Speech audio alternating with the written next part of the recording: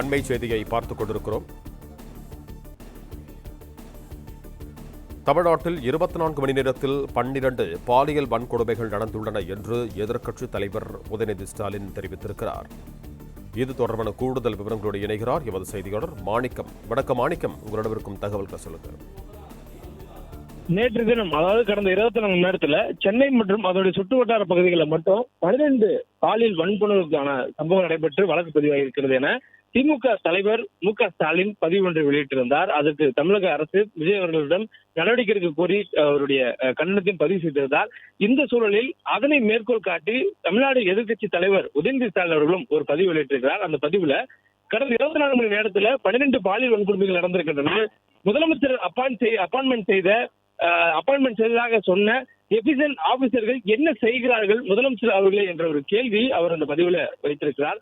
மேலும் பாலியல் வன்கொடுமைக்கு ஆளாகி உயிரிழந்த குழந்தைகளை பெற்றோர்களுக்கு தெரியாமலேயே வேறு இடத்தில் அடக்கம் செய்யும் அளவுக்கு முதலமைச்சர் நடத்தும் ஈவு இறக்கமற்ற காட்டாட்சி வீழ்த்துவது உறுதி எனவும் அவர் குறிப்பிட்டிருக்கிறார்.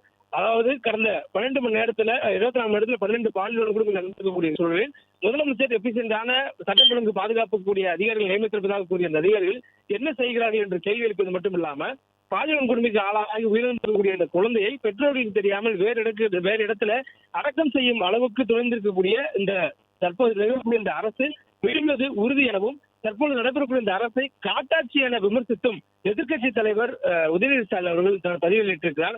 மேலும் இரக்கமற்ற ஒரு காட்டாட்சி வீழ்வது உறுதி என குறிப்பிட்டது மட்டுமின்றி தொடர்ந்து இந்த குற்றச்சம்பவங்கள் மேற்கோள் காட்டி அவருடைய பதிவும் இடம்பெற்றிருக்கிறது.